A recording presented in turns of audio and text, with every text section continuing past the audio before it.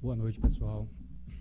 É uma satisfação muito grande estar aqui mais uma vez com vocês, hoje para falar de um assunto que é um assunto muito importante e que, de certa maneira, afeta todos nós, em maior ou menor grau.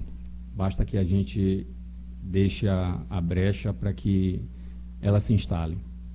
A gente vai falar sobre a depressão. A depressão é uma doença que desde a época da antiguidade, mais de 400 anos antes de Cristo, já se falava nela. Não com esse nome, com o nome de melancolia. Na verdade, a depressão naquela época, com o nome de melancolia, advinha do nome grego, né? Melancolia significa bilis negra. E se acreditava que a bilis negra é que era a causadora da melancolia, que causava uma profunda tristeza nas pessoas que dela se acometiam. Tanto Hipócrates como depois o Galeno utilizavam a sistemática de tentar curar as pessoas de uma forma que terminava sendo pior a emenda do que o soneto. A pessoa já estava combalida, já estava naquela situação, e eles acreditavam que tinham que tirar essa bilis negra da pessoa.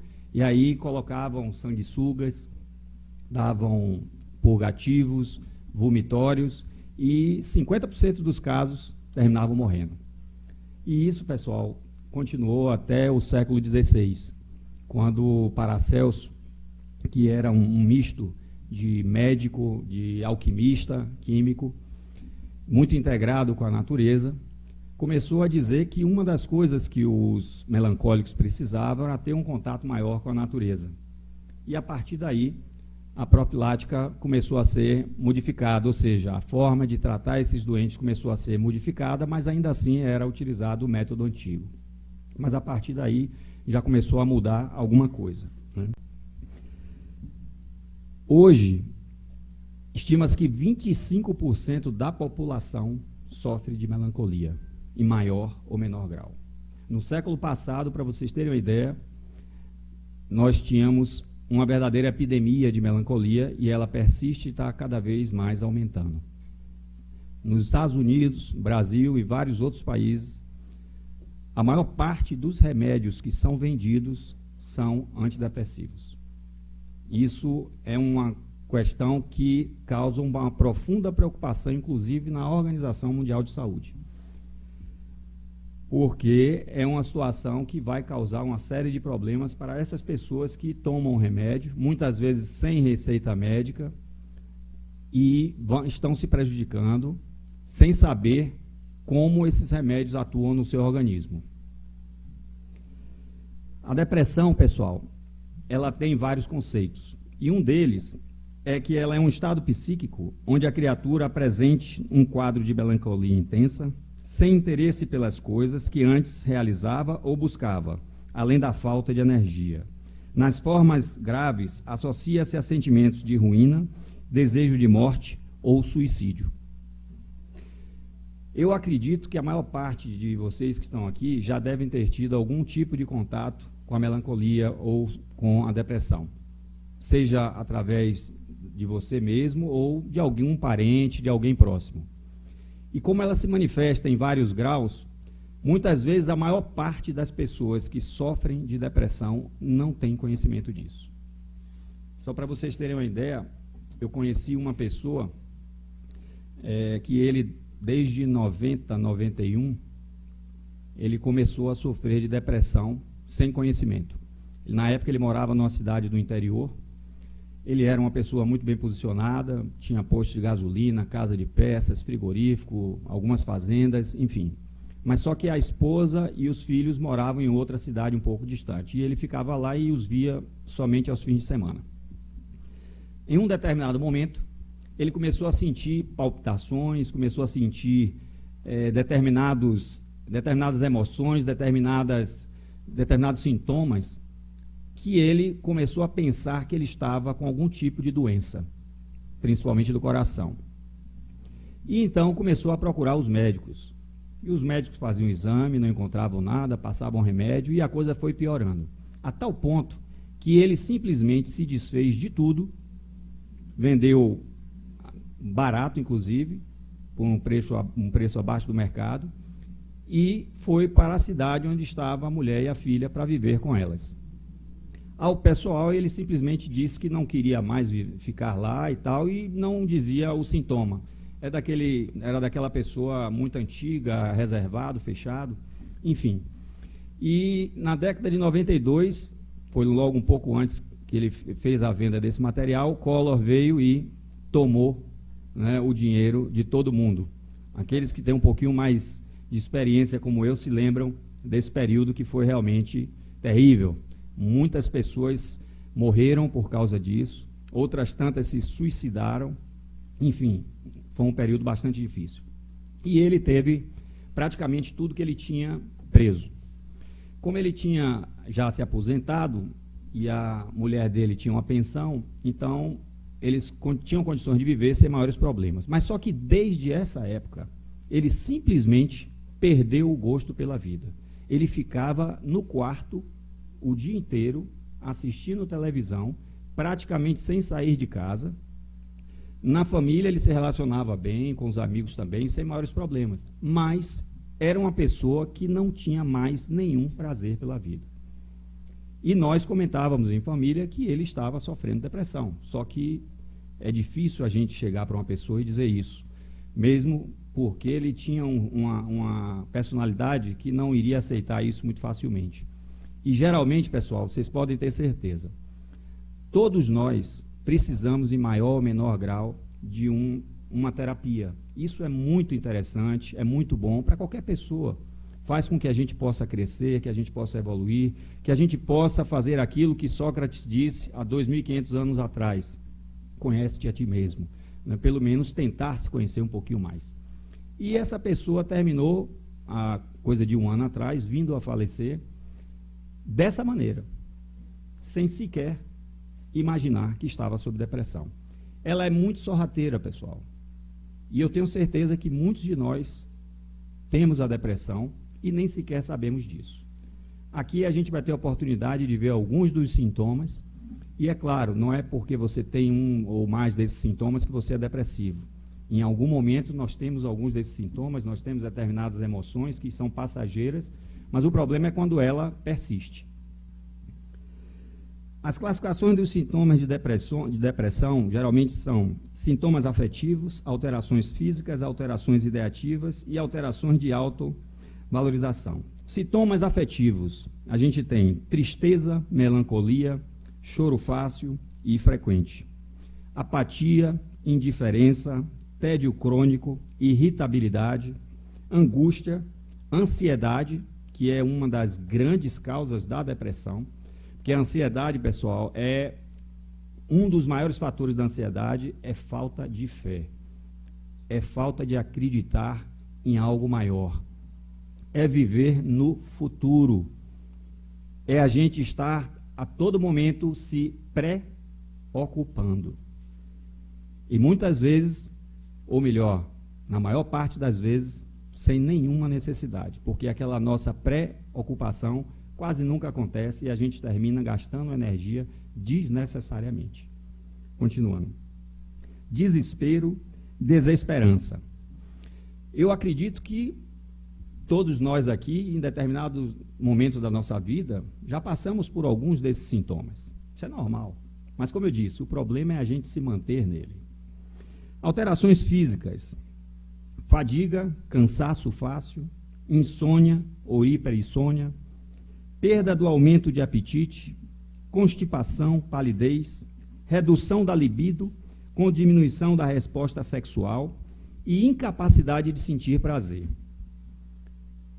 Mais uma vez, cada um de nós pode se situar em algumas desses sintomas. Um outro tipo, alterações ideativas, que diz respeito à ideia, pensamentos, principalmente pensamentos fixos. Ideias de arrependimento, de culpa, pessimismo, ruminações com mágoas antigas. Tem pessoas que eu costumo dizer que tem uma caixinha de mágoas, né? A gente tem uma caixinha de mágoa que guarda 7 chaves e volta e meia a gente vai lá, abre, tira uma mágoa daquela e geralmente joga na cara da pessoa e toda aquela emoção vem à tona e depois a gente torna a colocar lá dentro. Não tira ele para fora e joga fora, não. Torna a colocar lá dentro. E, pessoal, a mágoa é um veneno que a gente pensa que está fazendo mal ao outro, mas esse veneno está fazendo mal a gente mesmo. A gente é que está se matando com aquilo ali. Só que de forma bem lenta. Mas aquele veneno vai nos corroer por dentro até o momento em que a gente vai desenvolver algum tipo de doença. Pode ser até a depressão. E vários outros tantos que a gente conhece. Visão de mundo entediante, ideias de morte, planos suicidas. Como alteração de autovalorização, a gente tem uma também que é muito conhecida, que é a baixa autoestima. A gente não se dá valor. A gente não acredita na gente mesmo. A gente acha que a gente é menor, que a gente não tem capacidade, que a gente não tem condição. E aí a gente começa a gastar uma energia preciosa nesse tipo de pensamento, e isso só faz nos prejudicar. Sentimentos de insuficiência e incapacidade, vergonha, autodepreciação. Os principais sintomas que a gente pode se basear, que caracterizam a depressão, dentre esses que eu citei, e que a gente deve manter um alerta, né, um sinal de alerta quando eles aparecerem, se aparecerem em conjunto, principalmente, são apatia e desinteresse, perda do prazer e baixa autoestima. Se a gente tiver ou conhecer alguém que está com algumas dessas características juntas, a gente deve ficar de olho, porque muito provavelmente essa pessoa está entrando numa depressão e, acreditem-me, o processo de depressão não é fácil sair dele. Entrar é fácil, sair é complicado, muito complicado. E pior, eu conheço pessoas que volta e meia têm crises depressivas, e crises depressivas sérias, passam muitas vezes 1 ano, 2 anos, e a crise retorna, e cada vez mais forte, inclusive com risco de suicídio. Para vocês terem uma ideia, em torno de 17% das pessoas que sofrem de depressão já tentaram ou já cometeram suicídio. É um índice alto, e a gente tem que ter muito cuidado. Quando a gente tem alguém depressivo em nossa casa, a gente tem que ter muito amor. Agora, não é tratar a pessoa simplesmente como se fosse uma criança, fazendo tudo o que ela quer. Não, de jeito nenhum. O depressivo é uma pessoa normal, como a gente, como qualquer outra. Agora, ele precisa de amor. Agora, você tem que ser rigoroso, tem que dar aquele amor brando, mas rigoroso. A pessoa tem que procurar ter uma atividade, você deve estimular a trabalhar, a fazer alguma coisa que ocupe a sua mente. Porque se você não fizer isso e começar a entrar na dele, quem vai ficar depressivo é você também. E se você ficar depressivo e você for a única pessoa que cuida dele, quem vai cuidar dos dois? Aí vai ser complicado. Então, a pessoa que cuida do depressivo tem que ter muito cuidado. E não adianta querer se livrar não, hein? Porque a gente sabe que quando a gente tem uma pessoa depressiva sob nossos cuidados, não é à toa. Na verdade, pessoal, a gente sabe que nada acontece por acaso. E quando a gente tem um depressivo sob nossos cuidados, é porque o karma dele também nos pertence. Não da mesma forma, mas nos pertence.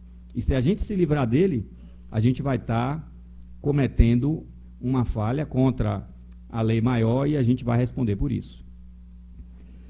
Quando esses sintomas aparecem, se eles persistirem, não forem momentâneos, porque, como eu disse, vários desses sintomas que eu citei, muitos de nós já tivemos, ou eventualmente temos. O problema é ele persistir. Quando eles nos deixam incapazes de realizar alguma tarefa, alguma atividade que a gente normalmente faz, então significa que a coisa realmente está mais grave. Quando a gente tem sentimentos desproporcionais, uma bobagem, a gente faz um cavalo de batalha e toda hora está criando uma confusão por uma besteira, enfim, a gente deve estar atento a essas situações, tá? Porque aí a coisa está realmente complicada e a gente deve procurar ajuda. Os níveis de depressão, como eu falei, eles podem ser leves, quando os sintomas não interferem tanto no dia a dia e muitas vezes a pessoa nem sabe que está depressiva, como aquele exemplo que eu citei logo no início. Eles podem ser moderados, quando interfere de alguma forma, mas ainda assim a pessoa consegue executar determinadas atividades. E podem ser graves. Nesse nível, a coisa já complica e ele já tem uma influência muito grande no seu dia a dia. Tá? Todos nós, como eu disse, precisamos, e seria interessante se a gente puder passar por uma terapia. Só que, geralmente, pessoal, todos aqueles que precisam de uma terapia não a aceitam. E isso é até um teste. Se você perguntar a uma pessoa, você quer fazer uma terapia, tem uma pessoa muito boa e tal, para você crescer e tal, não quero, não preciso. Pode ter certeza que ele ali precisa. Ele deu o atestado de que precisa. Porque quando você não precisa, você aceita numa boa. Não tem por que não fazer. Você só vai crescer, só vai lhe acrescentar, você vai perder o quê? Absolutamente nada. Vai poder se conhecer melhor, vai poder tratar com outra pessoa, aprender coisas novas. Não tem nada demais. Se você tem condições financeiras, aquilo não vai lhe afetar de uma maneira significativa, lhe prejudicar de alguma forma. Tem tudo para você fazer e você deve fazer. Agora, aquele que diz não quero, tenha cuidado. Esse aí realmente precisa.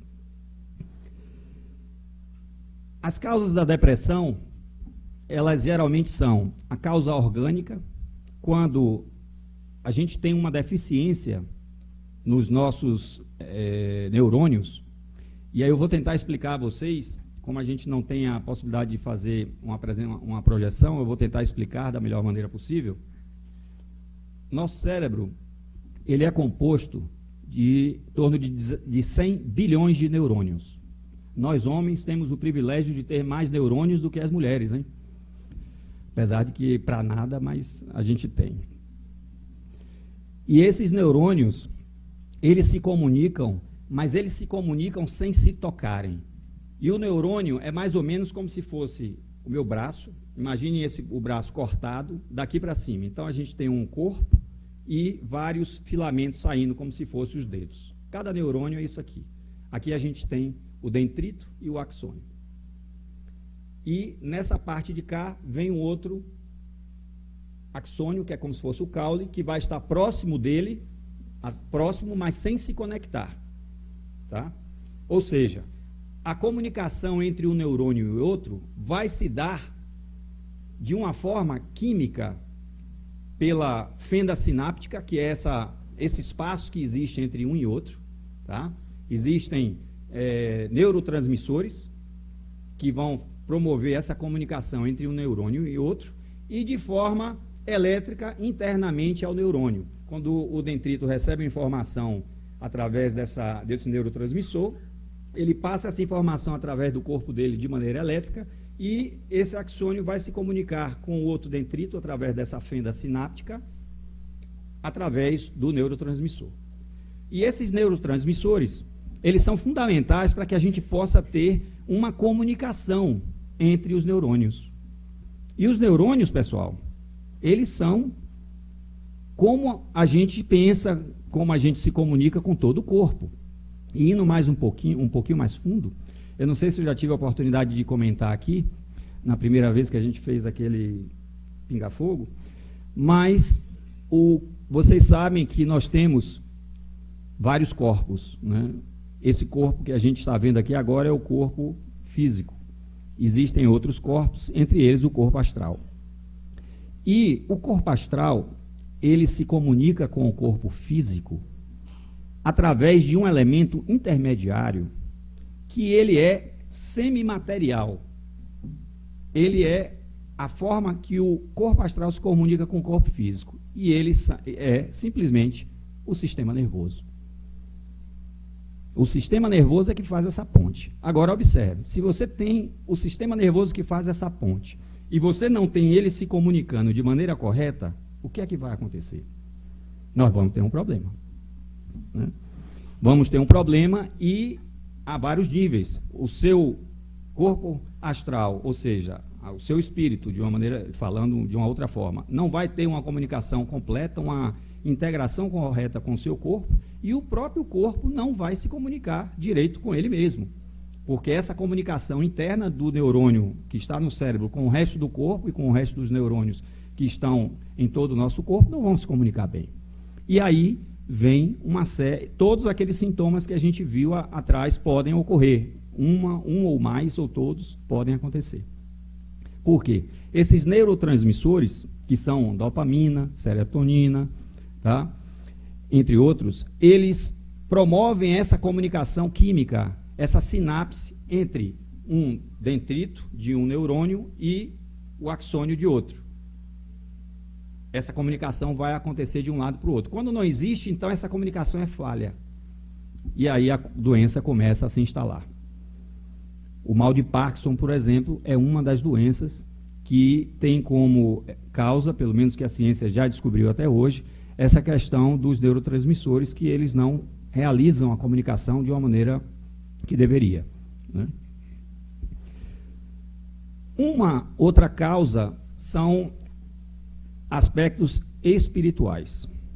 E esses aspectos espirituais, eles podem ser, inicialmente são internos, ou seja, de nós mesmos, que devido às nossas ações pregressas de outras encarnações, promovemos determinadas alterações nos nossos genes, e essas alterações vão trazer consequências para a nossa vida. E quando a gente tem uma situação onde foi feita alguma alteração nos nossos genes relativo a essa comunicação, a esses neurotransmissores, a gente então vai ter uma tendência maior a desenvolver a depressão. E quando a gente desenvolve uma depressão, aí a gente fica com as defesas abertas para influências espirituais. Ou seja, a gente baixa a guarda. E quando a gente baixa a guarda, nenhum de nós aqui foi santo, pelo contrário, se fosse não estaria aqui, a gente aprontou e muito, né? Então a gente tem os nossos amigos, para não dizer inimigo, que estão à espreita. E além desses, existem outras entidades que se afinam vibratoriamente com essa vibração que a gente está passando a emitir. A gente já teve a oportunidade de falar aqui numa palestra sobre física quântica e espiritualidade a respeito da questão vibracional, né? A gente vibra, e quando a gente vibra, a gente atrai tudo aquilo que vibra na mesma intensidade. É a questão de sintonia. É a mesma coisa da televisão, do rádio. Quando você sintoniza um canal, você vai estar recebendo e vai estar fazendo com que a televisão sintonize naquela faixa de frequência que aquele canal está emitindo. E quando isso ocorre, você então vê a imagem. E quando a gente está vibrando nessa vibração de depressão, a gente vai atrair aquelas entidades que também são depressivas e que enxergam em nós um apoio, alguém que ele possa se encostar, literalmente. Às vezes ele não quer nem prejudicar. E aí ele se, entre aspas, aproxima de você e vai lhe trazer uma série de consequências. Essa é uma das formas de ação espiritual, tá?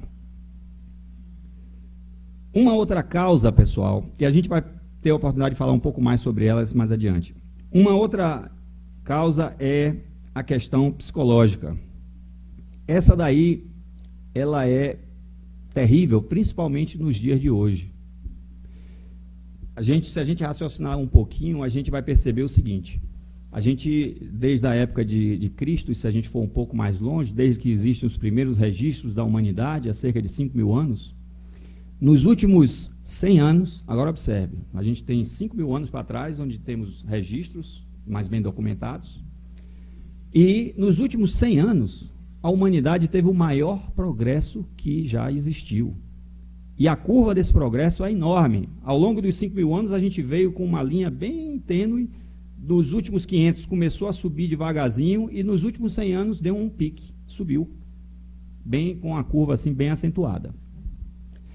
Todos nós, acredito que sabemos que nós somos chamados os trabalhadores da última hora, né? Nós somos aqueles que não fizeram antes o que devíamos ter feito e agora o funil está afunilando. E as coisas estão se precipitando. E cabe a cada um de nós procurar recuperar o tempo perdido. E a própria vida que a gente leva favorece esse tipo de situação. Ora, se a gente não procurar fazer por merecer, se a gente não procurar se instruir, se a gente não procurar entender todo esse processo, o que é que vai acontecer? A gente vai errar mais uma vez, a gente vai cair mais uma vez. E só que essa queda agora ela vai ser complicada, né? Porque muito provavelmente vai nos remeter a uma situação bem difícil. Então a gente deve ter em mente que a gente tem que procurar abrir a nossa mente, que a gente tem que procurar fazer a nossa parte. A gente tem hoje uma humanidade, infelizmente, voltada para situações materiais, totalmente materiais, dinheiro, posição social, o nível de estresse, porque cada um de nós vivemos hoje é terrível. Tem pessoas que não têm muita opção, tem realmente que sobreviver e não tem jeito, mas tem outras que vivem no nível de estresse porque querem mais. Eu quero uma casa melhor, eu quero um carro melhor, eu quero isso, eu quero aquilo. E na hora que obtém aquilo que ele queria antes, o desejo já muda, ele já passa a outra coisa. E aquilo não tem fim nunca. E no dia que ele conseguiu o topo, Henry Ford, por exemplo, ele foi chegou a ser o homem mais rico do mundo. E ele dizia que ele se sentia angustiado de não poder fazer as pessoas entenderem que aquele lugar que ele ocupava era totalmente vazio. Totalmente vazio. A matéria, pessoal, tudo que vem da matéria não nos preenche. A gente vai levar o que daqui, pelo amor de Deus? Nem o nosso corpo a gente não leva. Então, esse aspecto que a gente fica buscando, né, de bem, de posição social, de cargo, dinheiro, não vale nada. Se a gente pode, né, conseguir isso sem sacrificar o nosso lado espiritual, o nosso lado material, e de quebra ajudar pessoas, promovendo emprego, promovendo desenvolvimento, ótimo. Tem muitas pessoas que vieram com essa finalidade. Só que, infelizmente, aqueles que vieram com essa finalidade, com essa condição, eles têm uma situação onde não conseguem fazer isso. Eles não conseguem. É por isso que tem aquele ditado, né? Que é mais fácil passar um camelo no buraco de uma agulha do que um rico entrar no reino dos céus. Na verdade, essa tradução foi errada, né? A palavra era camel, e camel é uma linha grossa.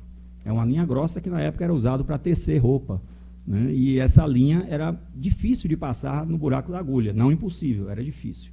E quando foi feita a tradução, não só essa como muitas outras traduções feitas foram erradas e distorcidas e modificadas, enfim. Mas a ideia é que realmente é uma prova muito difícil. Tem duas provas que eu considero as mais difíceis que existem e todos nós queremos. Eu não conheço, eu acho que não tem ninguém aqui que não queira. Beleza e riqueza. Quem é que não quer isso? Mas, pessoal, é uma senhora responsabilidade. Se a gente tiver acesso a isso aí e não tiver condição de segurar o pepino, a gente vai ter que responder por tudo isso.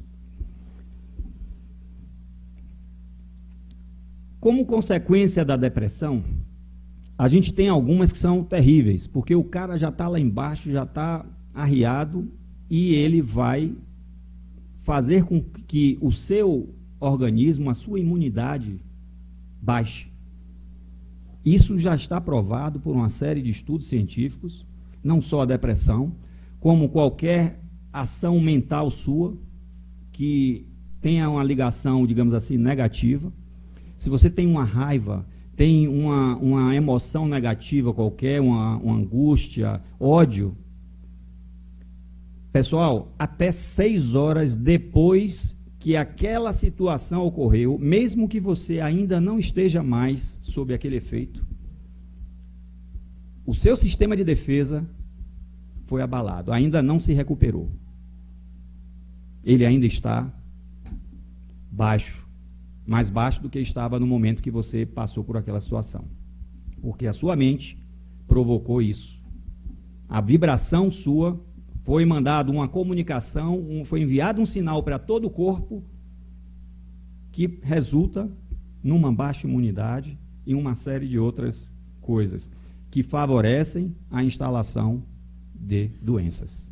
Agora imaginem vocês, a gente passou, como eu disse, a gente passou por uma situação e 6 horas depois já não estava mais sob o efeito dela e ainda estava com a imunidade baixa. Agora pensem vocês, aquelas pessoas que têm uma caixinha de mágoa dentro, como eu falei, aquelas pessoas que são altamente negativas, que vivem com raiva, vivem querendo prejudicar os outros, como é que essas pessoas não estão? O problema é que vaso ruim não quebra, né? É difícil muitas vezes para esse pessoal ter alguma coisa, mas um dia vai ter. Um dia vai ter. Porque o seu sistema orgânico está com problemas. E aí vem uma série de doenças que podem atingir essa pessoa que já está depressiva, ou seja, ela já está ruim e vai ficar pior. Então, é urgente o tratamento. Uma outra coisa é a perda de energia vital. Eu já falei aqui antes, a questão de jogar energia fora, né? A gente fica jogando energia fora com pensamentos negativos, com tristeza, com angústia, com ansiedade. Tudo isso gasta uma energia vital muito grande. Mas, além disso, a pessoa que está nesse processo, certamente ela não está conectada lá com o alto. E ela não conectada com o alto, ela também vai ter uma perda dessa energia, com essa energia cósmica, que vai causar uma perda de energia vital. E, além disso, também o isolamento social, né? O isolamento social, ele é terrível, e quando as pessoas não se dão conta da depressão, não tem quem ajude, eles simplesmente se isolam. E o processo vai cada vez piorando mais. Mas tudo isso, pessoal, é a questão do famoso ego. Eu acho que vocês já devem ter ouvido falar, né? Ego. O nosso ego é maior do que tudo. Tem uma história que uma mulher foi para encontrar o Sai Baba.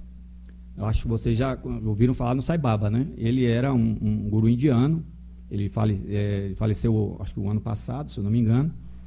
E era uma pessoa, assim, de uma luz muito grande. Ele era um dos chamados avatares que estavam encarnados aqui na Terra. Ele, inclusive, materializava objetos e distribuía com as pessoas, joias e outros objetos. A pessoa chegava perto dele e pegava no ar. O pessoal dizia o seguinte, que tinha entidades com um cesto que ia ao lado dele e na hora que ele queria, ele pegava alguma coisa desse cesto, materializava e entregava à pessoa. Mas, enfim, essa senhora foi visitá-lo e ficava aquela fila de pessoas sentadas, né? E ele vinha cumprimentando cada uma senhora muito bem vestida, cheia de joias, e ele perguntou o que ela queria. Ela virou para ele e disse, eu quero paz. Ele respondeu para ela, se você quer paz, então você tire o eu e tire o quero. Vocês sabem o que isso significa? O eu significa o ego.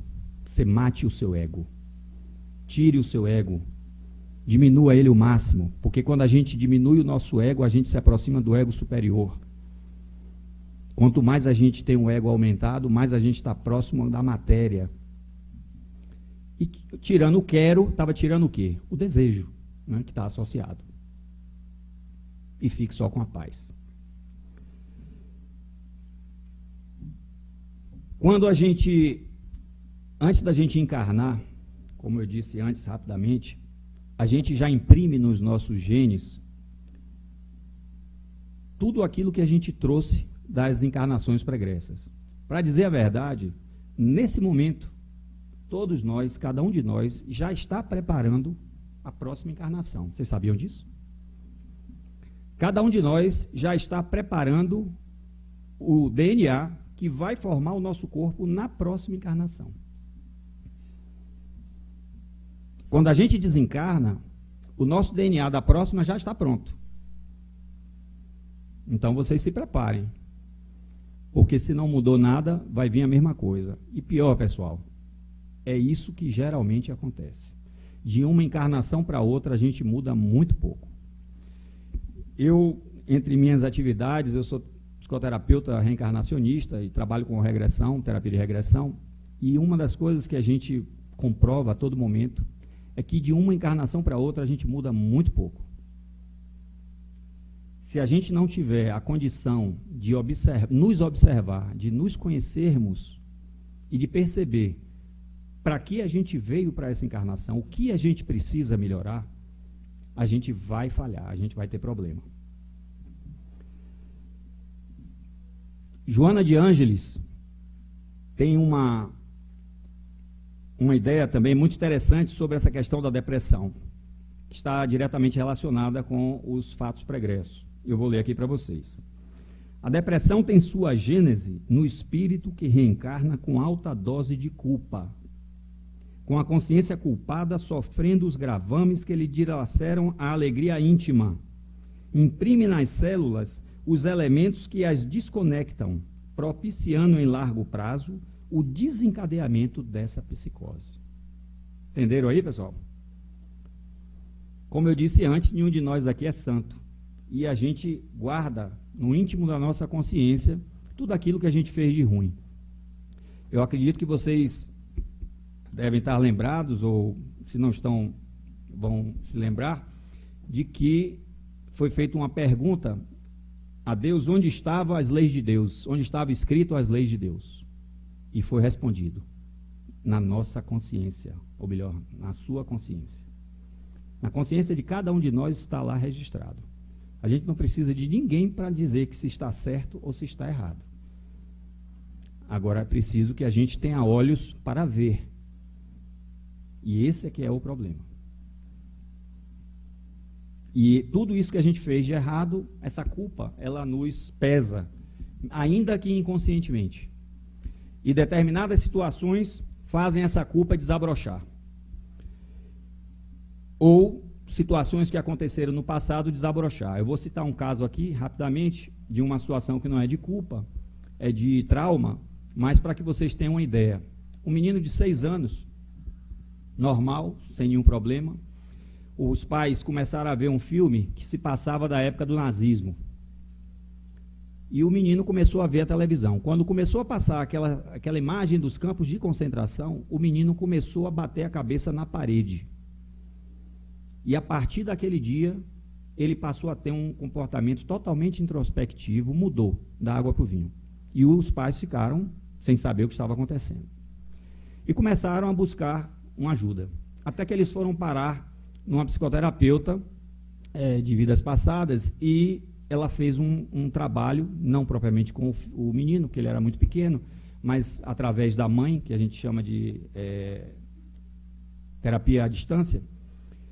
E quando foi visto a encarnação anterior desse menino, ele era um dos que tinha participado daquele campo de concentração. Ele sofreu nos campos de concentração. E no momento que ele viu aquela imagem na televisão, desabrochou no seu inconsciente tudo aquilo que ele sentiu. Por ocasião da regressão em si, ainda que ele não estivesse lá, mas a nível inconsciente, todos nós estamos conectados. Existe o campo holoinformacional, né, que está que permeia tudo e a todos, e essa criança, a partir daquele momento, modificou. Ela voltou ao normal e ficou bem. Mas só para que vocês tenham ideia, cada um de nós está sujeito a isso. Quantas pessoas de uma hora para outra não mudam, não ficam com algum tipo de problema? Às vezes, não quer dizer que seja isso, mas às vezes são situações que relembram encarnações anteriores e que trazem lembranças, ainda que inconscientes, que fazem aquela pessoa ter algum tipo de problema. Quando a gente tem na família, pessoal, um pai com depressão ou uma mãe com depressão, um dos dois, a gente tem 30% de chance de desenvolver depressão. Quando a gente tem os dois pais depressivos, 70%. Eu estou dando essa informação apenas para que a gente possa ficar atento. Não quer dizer que a gente vá ser depressivo necessariamente. Inclusive, Manuel Filomeno de Miranda, no livro Tormentos de Obsessão, ele fala claramente que apesar de nós termos impresso em nossas almas tudo aquilo por que a gente vai passar, mas a gente pode modificar aquilo se a gente comprovar que a gente merece não ter mais aquela situação. Cada um de nós é dono do seu próprio destino. Então, se a gente sabe que a gente tem dois pais depressivos ou um pai depressivo, a gente sabe que a gente já tem um percentual de se tornar depressivo. Cabe a gente se precaver, né? Problemas hormonais também provocam esse tipo de situação. Alguns problemas até de tireoide favorecem o aparecimento de depressão, por isso, principalmente as mulheres que são mais sujeitas a ter problema de tireoide, inclusive as mulheres são as mais sujeitas a problema de depressão. Geralmente, o percentual de mulheres com depressão é em torno de 80% dos casos. O homem ele é mais resistente a isso. Então, as mulheres devem se preocupar mais, e principalmente com relação a essa questão hormonal.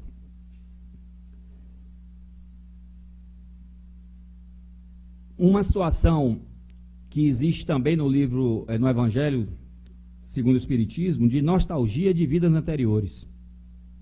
É feita uma pergunta, né, sobre melancolia, e o Espírito deixa claro que a melancolia pode, como eu disse antes, ter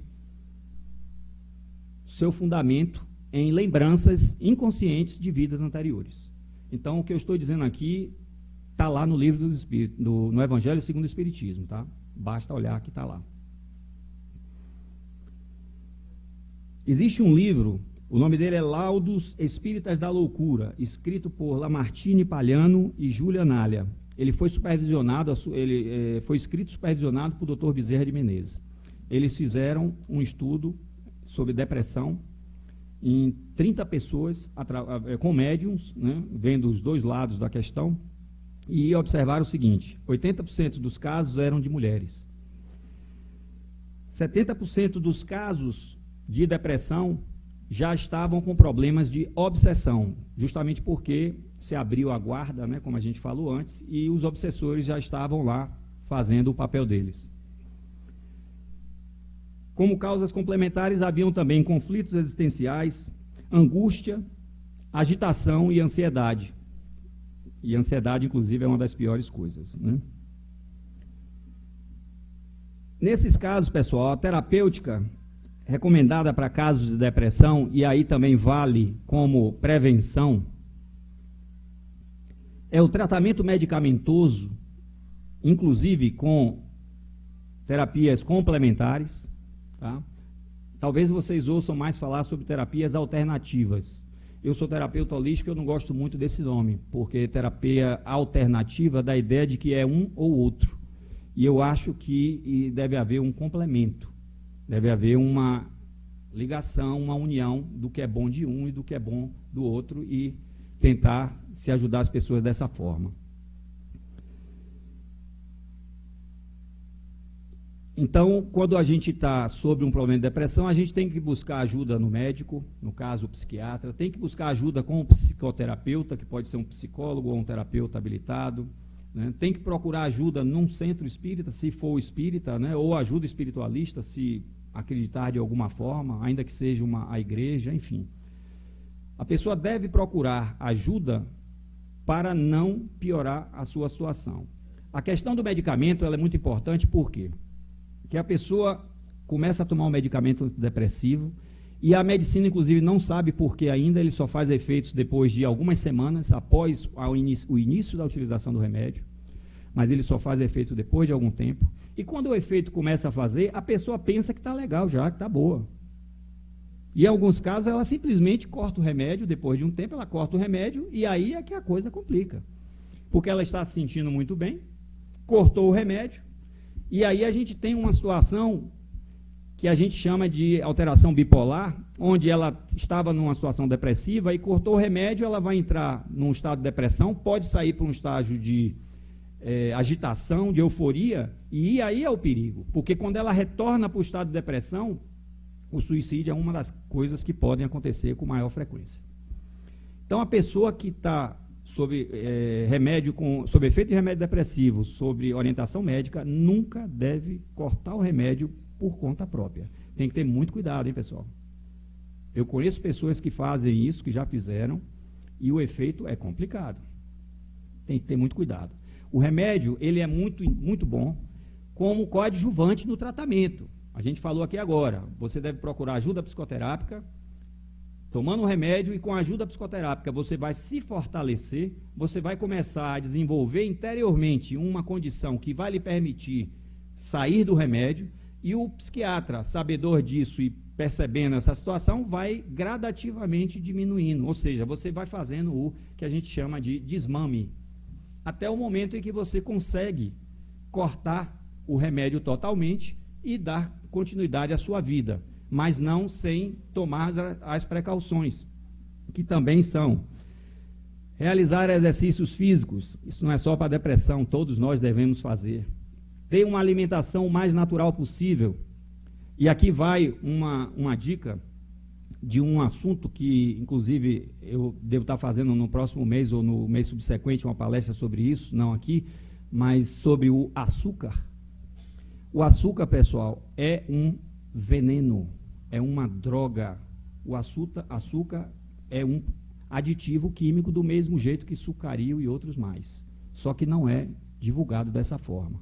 E o açúcar, como o chocolate e outros produtos, principalmente industrializados, promovem o bloqueio de determinadas substâncias que vão provocar a inibição dos neurotransmissores. Ou seja, você pode ter uma situação que pode estar sendo auxiliada, não quer dizer que seja só isso que vai provocar, mas pode estar sendo auxiliada pelo açúcar. O açúcar, inclusive, ele é comprovadamente um elemento que aumenta os níveis de serotonina. Eu acho que todo mundo aqui conhece aquela famosa receita, né? Se a pessoa está nervosa, dá um copo de água com açúcar. Aquilo é uma bomba, mas naquele momento a pessoa toma um copo de água com açúcar, a serotonina vai lá para cima, melhora. Mas o açúcar em si, e não é só o açúcar do açucareiro não, hein, pessoal? O açúcar de tudo que está embutido. Tudo que está embutido. E hoje, para vocês terem uma ideia, podem olhar, façam isso, que eu acho que muita gente não tem esse costume. Olhem os ingredientes das coisas que vocês compram. Podem olhar na lata de, por exemplo, ervilha, na lata de milho em conserva, aí você vai dizer, mas isso é salgado. Tem açúcar lá, pessoal. O açúcar é um conservante. E ele faz muito mal ao organismo. Só para a gente finalizar, que essa conversa é longa, mas o açúcar faz tanto mal ao organismo como o álcool. Acredita em mim. Recentemente eu vi 2 palestras nos Estados Unidos e os estudos que foram feitos, os últimos estudos feitos nesse sentido, são realmente bombásticos. Mas vamos continuar. A terapia desobsessiva também é necessária quando comprovado que a pessoa está sob efeito de obsessão. Meditação é uma prática que todos nós deveríamos fazer. Se a gente fizer uma meditação diária, a gente vai passar a se conhecer mais. É interessante que a gente procure um auxílio de alguém que possa nos orientar como fazer uma meditação, e isso vai trazer um avanço evolucional tremendo para cada um de nós que puder fazer isso. Vai aumentar muito a velocidade da nossa evolução espiritual. Acreditem em mim. O trabalho, né, a terapia do trabalho, porque a pessoa trabalhando mantém a mente ocupada e não vai ficar pensando besteira, né? Tem aquele ditado que bem diz que mente vazia, o diabo bota a coisa lá dentro, né? Então, terapia da reforma íntima, onde a pessoa vai procurar se melhorar, e a terapia do evangelho, né? Que é a terapia que a pessoa vai procurar aprender, estudar com o maior mestre que existiu e que vai existir, que é nosso amigo Jesus. Esse sim foi o maior psicólogo, psicoterapeuta, enfim, e ele tem muito a nos ensinar. Agora cabe cada um procurar estudar, né? Que isso é uma coisa que Muito pouca gente faz. Eu vou finalizar aqui agora e vou ler uma mensagem muito interessante que foi psicografada por Chico Xavier e foi escrita pelo Espírito Remédio. Essa mensagem, pessoal, eu vou procurar ler pausadamente para que vocês possam assimilar. E é uma mensagem que tem tudo a ver com isso que a gente disse e muito mais. Ela, eu considero uma dádiva da espiritualidade para nós, que a gente deveria procurar ler essa mensagem periodicamente para se lembrar de como a gente deve agir e, acima de tudo, que nada existe por acaso. Nasceste no lar que precisavas. Vestiste o corpo físico que merecias. Moras onde melhor Deus te proporcionou, de acordo com o teu adiantamento. Possuís os recursos financeiros coerente com as tuas necessidades, nem mais nem menos, mas o justo para tuas lutas terrenas. Teu ambiente de trabalho é o que elegeste espontaneamente para a tua realização. Teus parentes, amigos, são as almas que atraístes com tua própria afinidade. Portanto, teu destino está constantemente sob teu controle. Tu escolhes, recolhes, eleges, atraís, buscas, expulsas, modificas tudo aquilo que te rodeia a existência. Teus pensamentos e vontade são a chave de teus atos e atitudes. São as fontes de atração e repulsão na sua jornada vivencial. Não reclames, nem te faças de vítima. Antes de tudo, analisa e observa. A mudança está em suas mãos. Reprograma a tua meta, busca o bem e viverás melhor. Hamlet, psicografia de Chico Xavier. Obrigado, pessoal, que Deus abençoe a todos nós e até uma próxima vez.